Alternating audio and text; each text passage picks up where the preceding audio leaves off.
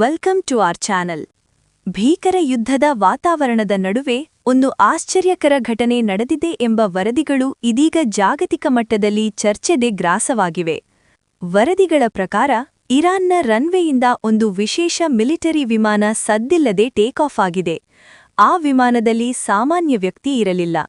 ಪಶ್ಚಿಮ ದೇಶಗಳ ಗುಪ್ತಚರ ಸಂಸ್ಥೆಗಳು ಹುಡುಕುತ್ತಿದ್ದ ಇರಾನ್ನ ಹೊಸ ಸರ್ವೋಚ್ಚ ನಾಯಕ ಮುಜ್ತಬಾ ಖಮೇನಿ ಇದ್ದಾರೆ ಎಂಬ ಸುದ್ದಿ ಹರಿದಾಡುತ್ತಿದೆ. ಇತ್ತೀಚಿನ ದಿನಗಳಲ್ಲಿ ಇರಾನ್ ಮೇಲೆ ನಡೆದ ವೈಮಾನಿಕ ದಾಳಿಗಳ ನಡುವೆ ಮುಜ್ತಬಾ ಖಮೇನಿ ಗಂಭೀರವಾಗಿ ಗಾಯಗೊಂಡಿದ್ದಾರೆ ಎಂಬ ವದಂತಿಗಳು ಕೂಡ ಕೇಳಿಬಂದಿದ್ದವು. ಅದೇ ಸಮಯದಲ್ಲಿ ರಷ್ಯಾದ ವಿಶೇಷ ಮಿಲಿಟರಿ ವಿಮಾನವೊಂದು ಇರಾನ್ನಿಂದ ಹೊರಟಿರುವುದು ಪತ್ತೆಯಾಗಿದೆ. ಶತ್ರು ದೇಶಗಳ ರೇಡಾರ್ ಮತ್ತು ಕ್ಷಿಪಣಿ ವ್ಯವಸ್ಥೆಗಳನ್ನು ತಪ್ಪಿಸಿಕೊಂಡು ಈ ವಿಮಾನವು ಮುಜ್ತಬಾ ಅವರನ್ನು ಸುರಕ್ಷಿತವಾಗಿ ರಷ್ಯಾಕ್ಕೆ ಕರೆದುಕೊಂಡು ಹೋಗಿದೆ ಎಂದು ಕೆಲವು ವರದಿಗಳು ಹೇಳುತ್ತಿವೆ.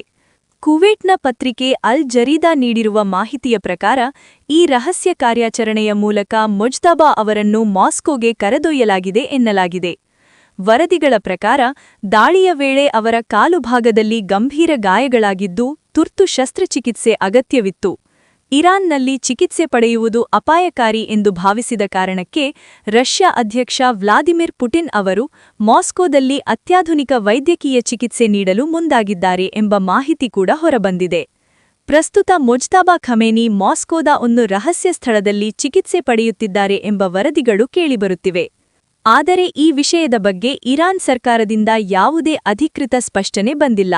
ಇರಾನ್ನ ಕೆಲವು ಅಧಿಕಾರಿಗಳು ನಮ್ಮ ನಾಯಕರು ಸುರಕ್ಷಿತವಾಗಿದ್ದಾರೆ ಮತ್ತು ದೇಶದಲ್ಲೇ ಇದ್ದಾರೆ ಎಂದು ಹೇಳುತ್ತಿದ್ದರೂ ಮುಜ್ತಬಾ ಸಾರ್ವಜನಿಕವಾಗಿ ಎಲ್ಲಿಯೂ ಕಾಣಿಸಿಕೊಳ್ಳದಿರುವುದು ಹಲವು ಪ್ರಶ್ನೆಗಳನ್ನು ಹುಟ್ಟಿಸಿದೆ. ಇನ್ನೊಂದೆಡೆ ರಷ್ಯಾ ಸರ್ಕಾರ ಕೂಡ ಈ ವಿಷಯದ ಬಗ್ಗೆ ಮೌನ ವಹಿಸಿರುವುದರಿಂದ ರಾಜತಾಂತ್ರಿಕ ವಲಯದಲ್ಲಿ ಈ ಘಟನೆ ಬಗ್ಗೆ ಕುತೂಹಲ ಇನ್ನಷ್ಟು ಹೆಚ್ಚಾಗಿದೆ.